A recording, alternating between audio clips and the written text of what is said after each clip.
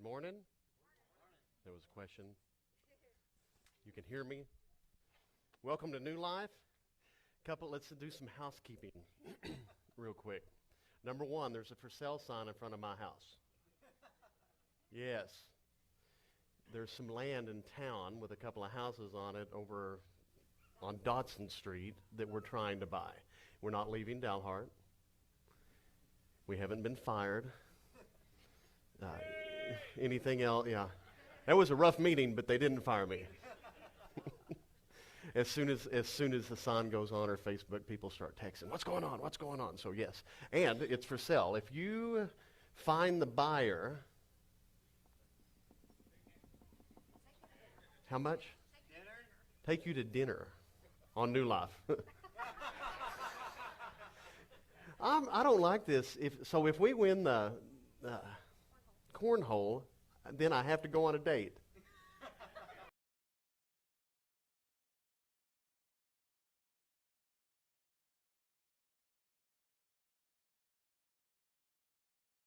The ceiling fell out of the stage this week.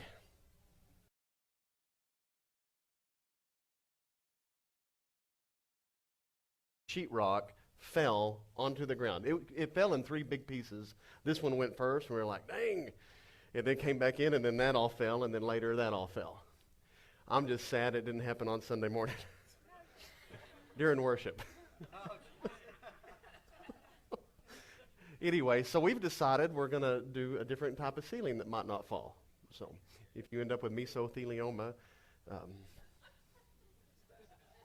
I don't know. It may fall on me today. Anyway, we are always doing something weird up here. But the ceiling just fell. Ooh.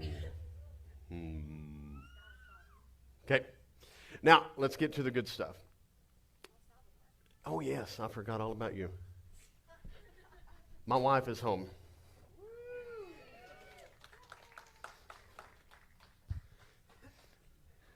And somebody called me out about last week's sermon in front of her. Okay. I just wanted to say we got back from El Salvador on Monday, right? Monday, we took 5 of us this year to El Salvador. So it was 2 adult moms and 3 teenage boys. And it was, I think, the best trip you could possibly have with 3 teenage boys. So it was a good trip. We got to feed the hungry, not just physically, but also spiritually. So it was extremely eye-opening. El Salvador, they're still wearing masks like everywhere. And they have really neat little contraptions at the entrance of stores and grocery stores and stuff.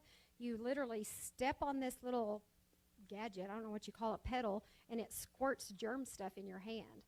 And they have them like everywhere. So you just step, squirt, step, squirt. It's really nice.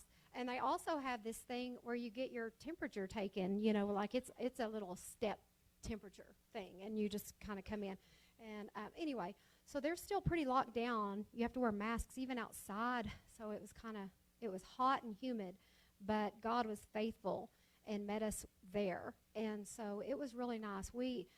In the past when we've gone, there's a place called Comasagua, El Salvador, and it's right outside San Salvador. I think it took us about 2 hours, hour and a half to 2 hours to get there. It's kind of in the mountain a little bit, and it's a village, very poor village.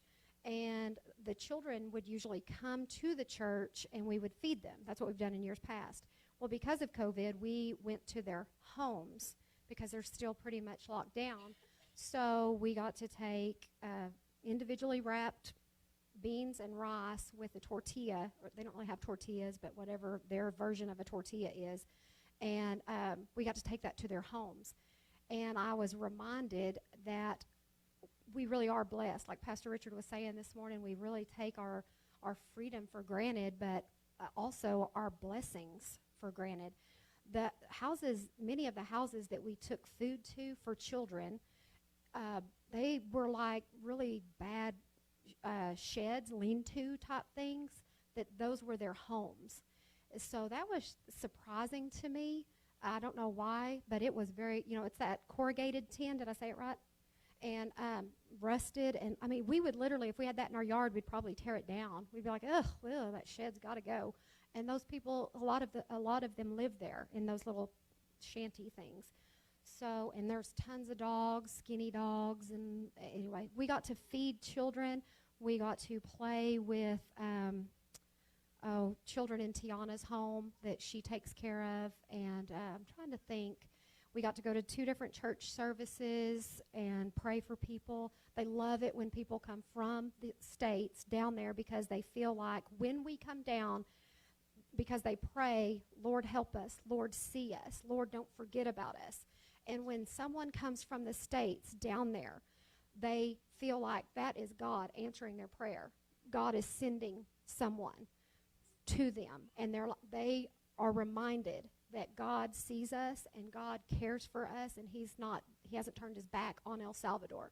So I was reminded of that this time as well, that us going is an answer to their prayers. They love it when we come and get to pray for them and feed them and love on them. So I think that's all I have. It was just and next year we're going again. So be thinking about it now, because it's a really great trip to go on. It's not too terribly long. This year we were gone, 6-7 days. So it's really a great trip to go on, especially if you've never been on a mission trip. It's a really good starter trip to get you if you're interested in missions. So please consider going to El Salvador sometime. You don't have to you don't have to exchange currency. They take American dollars, so that makes it nice. And I think that's everything. Anything else? Nope. So we'll plan to go again next year. Be thinking about it now, praying about it now, and we can, start. You can start making payments to go. I think that's all I have to say. Thank y'all for listening. We've had people in the past that decide in September they want to go in August, and you can start making payments now. It's $1,500. That gets you the entire trip, airfare and everything. I think this was our 9th trip as New Life to El Salvador, so we'd love to take you. And anyway, that's it. We went on our anniversary last year to Vegas, and while we were at Vegas, I went to Gordon Ramsay's, one of his, was it Hell's Kitchen? Okay, went to one of his deals. And they brought me out some food. And as I ate that food, it was obvious that it was on another level. Okay? It was right up there with Burger King, In fact, I was eating at the restaurant, and it was probably a $50 plate, and they had this steak that somebody walked by with. I think they call it the tomahawk, and so it's got this big old, it looks like off of Flintstones. Got the big old bones sticking out of it, and I think that was a $150 steak. And whenever I think about food or cooking food, I remember one of the first things you learn to cook as a kid is macaroni and cheese, grilled cheese. Some of you didn't ever learn to cook anything. Boyd, can you cook anything? Okay, good. I'm glad to hear that. Is he good at it? Oh, good. So we learn as young ones to cook little things, and then it progresses, and then you can actually get to the Gordon Ramsay stage. Football, baseball, much the same way. I started playing football in elementary school, and if you ever go watch elementary school football, it's obvious that's not the same as junior high football, right? It's different. It's still football. It's just different. Well, then high school's a little better, and then college is a little better, and then ultimately you get into professional football. And so in our world, in our mind, in our circle, we see that things have levels. And you wouldn't necessarily see a football player, let's say Emmitt Smith came to town and went to a kid football game of third graders. He would not sit out there with those third graders and be like, oh, this isn't football. He wouldn't say, oh, this is offensive or this is repulsive, or, he wouldn't do that. He wouldn't look down on them. In fact, he would be encouraged that they're attempting to do something that leads to something great. That's what it looks like in reality, that we look at those that are on a journey and they're at a place we used to be, and we get excited about that. Every system on earth, less Christianity. And in Christianity, We either don't acknowledge that you get more mature as a Christian, or we acknowledge it and we look down on those that aren't. I want to talk to you this morning about us stepping into the next place. Not that you would look at that person sitting next to you. I think about 51 times a year you come in and I'm giving you a sermon about your neighbor, right? This is for you. Today is a gift for you. It's not that you would look at somebody sitting next to you or somebody down the street or somebody teaching your Sunday school class. It's not that you'd look at anybody else but yourself and say, where have I been? Where am I now? And where am I heading? So Jesus says it like this. It's called the Beatitudes. There's a list of them, and they're not attitudes. They're just the good things that he said. And the first of the Beatitudes is this. This is in Matthew 5 and also in Luke 6. He says, "Blessed are the poor in spirit, for theirs is the kingdom of heaven." Over the next couple of weeks, I'm going to go through the Beatitudes, and I'm going to just camp on one because these are much deeper than just something you should do. I shouldn't do them all in one sermon because there's a whole lot more going on than just that. We're going to camp on, "Blessed are the poor in spirit, for theirs is the kingdom of heaven." Now, we got to have a little backstory before we even find out why Jesus is doing this. In Matthew 5, it just jumps into verse 3. And so like verse 1 and 2, it says they were walking around, they were eating, and then, boom, Jesus starts sharing this sermon. But it's in Luke chapter 6 that there's more details to tell me what's going on. And what had happened is on Luke chapter 6, the disciples had already been getting in trouble for Sabbath day stuff. Okay, in Luke 6, we find out that one day they're walking through the field and they're just picking kernels of wheat and rolling them up, it says, and eating them, like pulling sunflower seeds that day and eating them. And then the Pharisees like, "Hey, y'all can't do that. It's the Sabbath day." And then Jesus heals a man on the Sabbath, and they're like, "Hey, you can't do that. It's Sabbath." And Jesus finally looks at them and he says, "Hey, you don't understand. I am the Lord of the Sabbath." So in Luke 6, we're there. And then it says, "And on another day." Jesus and his disciples were out. Jesus had been praying, and the multitude gathers because they want to see miracles and healings. So that's what's happening right before the Beatitudes. People have shown up because they want to see what God can do for them. The cosmic Santa Claus, if you will. I think we get trapped in that sometimes. We look at God as the God in the toolbox like I talked about last week. What can you do for me? They had showed up to see what he was going to do today, and he said, "Blessed are the poor in spirit, for theirs is the kingdom of heaven." So the question one this morning is there room in this Christianity to be saved and not blessed? I think we would say blessed. Blessed's King James Version. Is there room to be saved and not blessed? Well, obviously, Jesus is talking about another level of Christianity. Another step for me. Again, not that I would look down on somebody, but that I would live in the fullness. And so he's saying, he doesn't say saved are the poor in spirit. He says blessed are the poor in spirit. So let's talk about that. We want to start with defining blessed. What does blessed mean? It means living in the fullness of. It means receiving all. I think we can see this. Let's pick on your cousins for a moment. You look at all your cousins. I have 11 cousins. We could go down a list and we could go, okay, those cousins are blessed and those cousins are idiots. If your cousins are like my cousins, there's a list, and all the idiots aren't even watching this morning. All the blessed are watching. Hi, cousins. You all know the idiots. You can look at a group of people and you can say, man, they're blessed and they're struggling. And so let's leave it there. Let's leave it as the opposite of struggling is blessed. Number 2, poor in spirit. Some of your translations say blessed are the poor, but the literal translation is the poor in spirit. And poor in spirit is different than poor. As we were on that walk to Emmaus a couple of weeks ago, they read this, they say, and this weekend is for those of you who need to be here the most. but it's especially for those of you who think you need to be here the least, right? Like there's this understanding that there are people that don't think they need anything. That's the opposite of poor in spirit. There's a parable. Jesus says there's two men that they go into the sanctuary. One of them is beating his chest and saying, Lord, I am such a miserable mess. I am a sinner. I'm messed up. I need you. I need you. I need you. The other guy points at him and says, Lord, thank you that I'm not like him.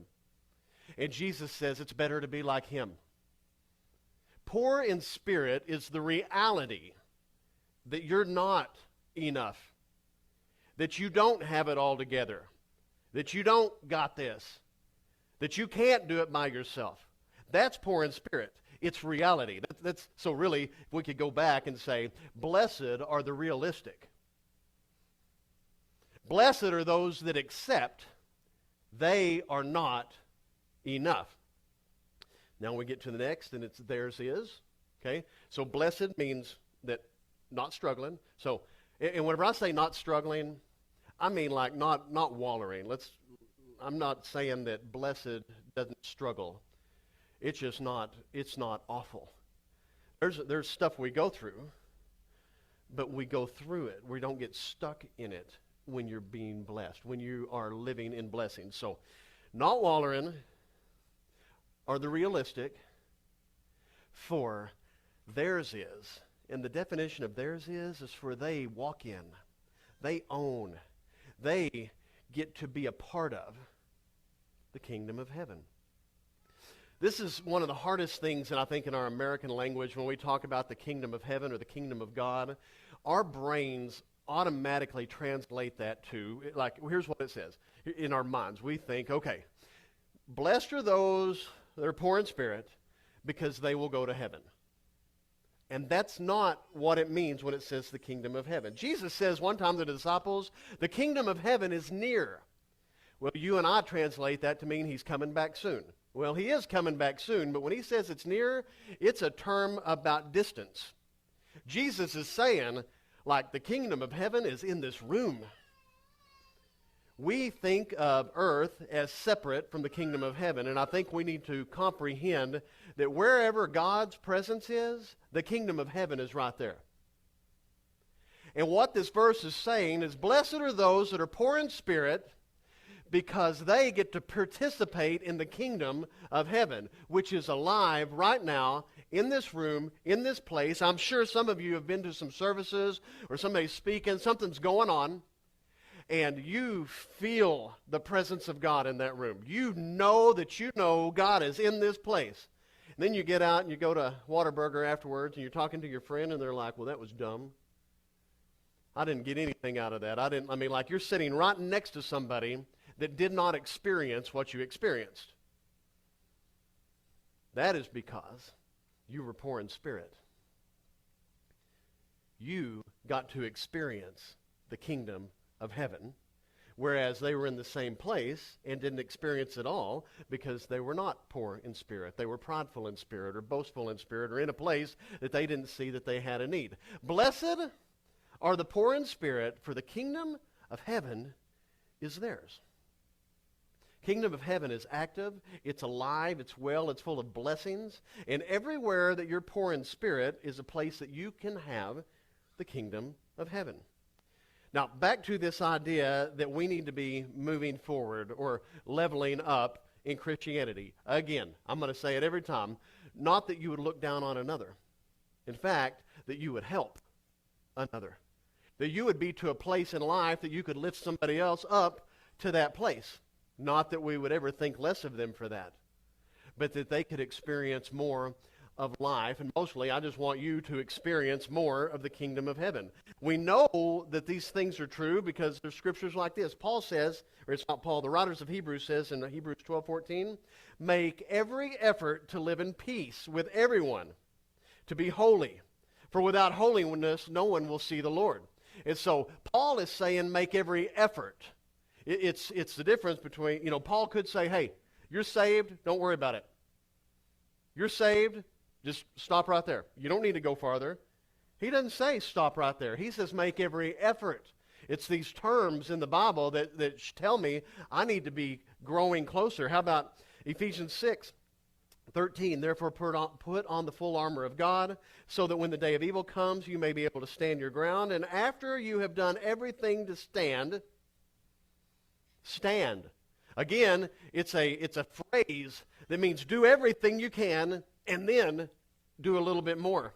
Philippians 3:13 says, brothers, I do not consider that I have made it my own, but one thing I do, forgetting what lies behind and straining forward to what lies ahead, I press on toward the goal for the prize of the upward call of Christ.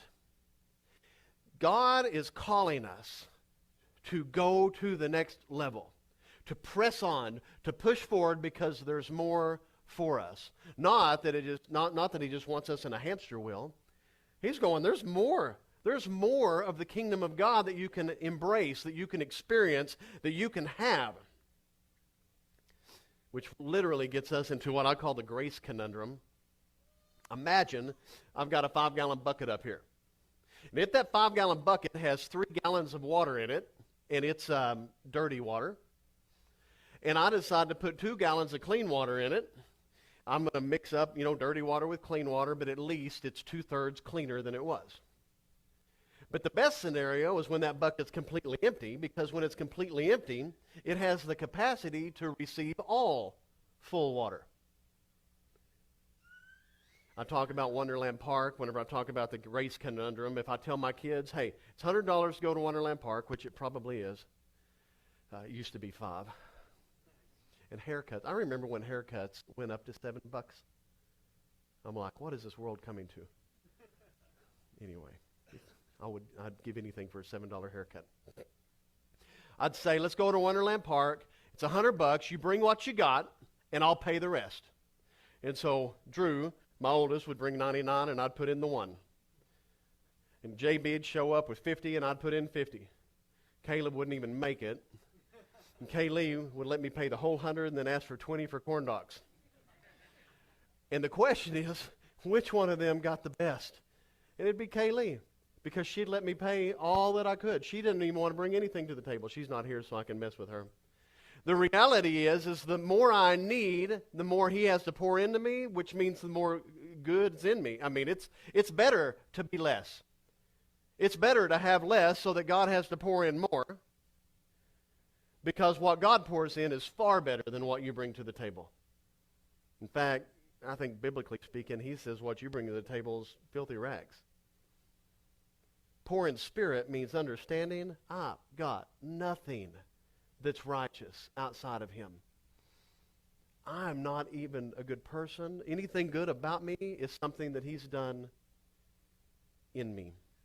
There's 3 types of people when it comes to this grace thing. Person 1 is the person, like I said, that has no problems. In fact, Jesus says it, I didn't come to seek and save the well. I came to seek and save the lost. And he's being facetious when he says that, because he knows everybody is lost. But if you don't know you're lost, he can't even help. Person 1, they have no problems, therefore they don't need the Lord. Person 2 are the people who only have problems, and they don't trust the Lord. And what he's calling us to be is person 3, those who embrace reality. That I have problems, yet Jesus, you're enough. And I need all of that. I rely on the Lord. He could rewrite it instead of saying, blessed are the poor in spirit. It's blessed are those who rely on him. For when you rely on him, you get to experience the kingdom of heaven. We've morphed into this confident nation, these confident people. Confidence is good, but it needs to be confidence in the Lord, not in you. Not in what you're capable of, not in what you can do. It's what you can allow him to do through you. I'm not all into this beat-up business. I don't think we ought to just be like, I'm nothing. I don't think we need to talk like that. In fact, it was John Barrett that told me, he was talking to a guy one day who played some music, and he comes up to the guitar player, and the guy's like, man, you're good. And he goes, oh, it ain't me, it's the Lord. And then John Barrett said, well, you're not that good. You're good. You're just not that good. I don't think we need this pseudo humility.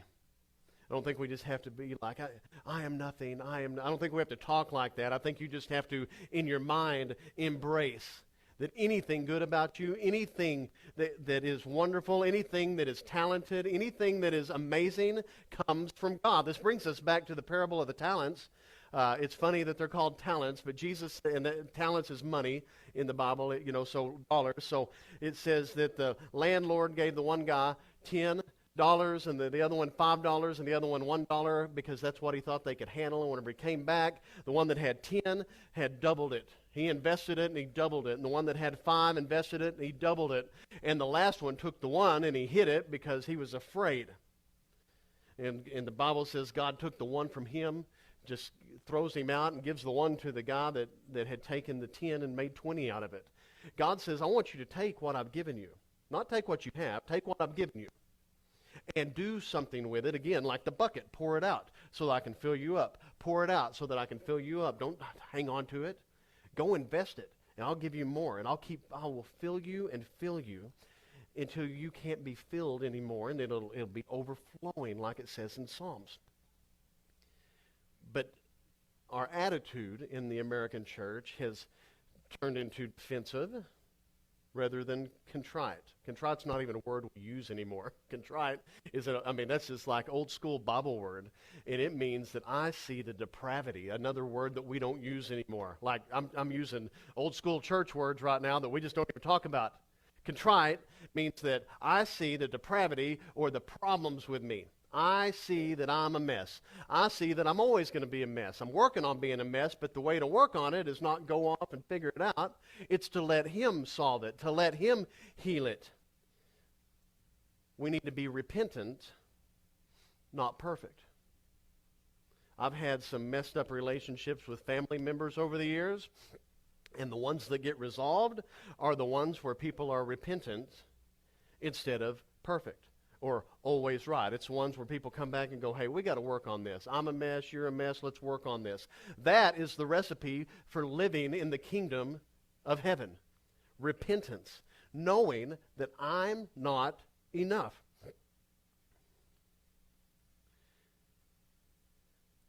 Paul says he's the worst of these. He says, amongst sinners, I'm worse than all of you. And that's what gives God such an opportunity to fill me up. It comes down to, whenever we're talking about this idea of being poor in spirit, it's about the way you see. It's about a reference point. It's about perspective. It's about how I see me and how I see God. When you get in a mess, do you say, hey, where are you, God? Where were you? I needed you. Or do you say, obviously you're here, even when I can't see you? In fact, I don't know. I don't know if you practice this or not. We lose things at my house all the time. Daily. We lose keys. We haven't lost any grandbabies yet. Oh, we did. We lost grandbabies. I forgot. Where'd we find them? She was in the closet. Okay. So we even lose grandbabies. Mackenzie, can you cut that out of the... And when you lose something, this is a perspective conversation, right? When you lose something, you could be, God, why does this always happen to me? Or you can say, Lord, will you help me find that? That's what I do. I find things at home because I pray. I just walk around going, Lord, show me where it's at. That way I can tell everybody, you showed me where it's at. We find stuff all the time because God helps me find things. It's a difference in perspective, a difference in attitude, a difference in, and I'm not always that way, but when I'm that way, it's good. When I'm the opposite of that, why is this happening to me? Why do you, make me lose things? Why do you, whatever. In fact, I've had all kinds of things stolen in the last 2 weeks. We had a truck stolen. Now, when the truck got stolen, we didn't know it was stolen. It was up here at the church, got stolen, and didn't even know it was stolen until the people who found it called us and said, hey, what's your truck doing down here? I said, funny you ask. Somebody stole the truck, drove it about 3 miles, dropped it off at the funeral home. I don't know what happened. Probably they got struck by lightning and hives, and I don't know. But we've had several things stolen this week. And again, this perspective. You can say, God, why is this happening? Why? You can spend all your time frustrated and live in the kingdom of America. Or I can stop and go, all right, God, cool. Bible says when something's stolen from me, I'm going to get 7 times back what was stolen from me. I'm claiming that. It's all perspective. And so I just walk around going, cool, steal it. God's about to start blessing me more than he's already blessed me. It's a matter of where do you put your focus. Peter is in the ship. The storm's brewing. Everybody else is hanging on for dear life. Peter he's just this man that's poor in spirit. He sees Jesus on the water and he says, ask me to come out there and walk with you. He doesn't think twice about it. He gets out, he's walking on water. He's experiencing the kingdom of heaven. You see that? He's doing something supernatural because he's focused, because he's poor in spirit. And then he looks down. All of a sudden, he wasn't poor in spirit anymore. And he starts sinking. No matter what you're going through, no matter what's happening in your life, you have 2 choices. You can either see you as the answer and God is the problem, or you can see you as the problem and God is the answer. Same scenarios. And the difference lies in what you experience in the kingdom of heaven. How about Stephen, who's being stoned in the book of Acts? He's laying down there, he's dying for what he believes. And in the midst of that, it says he looked up into heaven and he goes, look, I see Jesus sitting at the right hand of God the Father. He could have been looking at everybody around him going, why are you throwing stones at me? What have I done to you? He could have been looking into heaven going, why me? Lord, I did what you asked me to do. But his perspective was, whoa, look what I see. Elijah is being surrounded by an army. His servants going, we're about to get crushed. And Elijah goes, look again. Behind that army is the angel armies of heaven. Look, it's bigger than what we see in front of us. It's all perspective. How about Esther? Esther has to go try out to be the wife of a guy that she doesn't even want to be the wife of, in a nation that she doesn't even want to live in, under slave rule.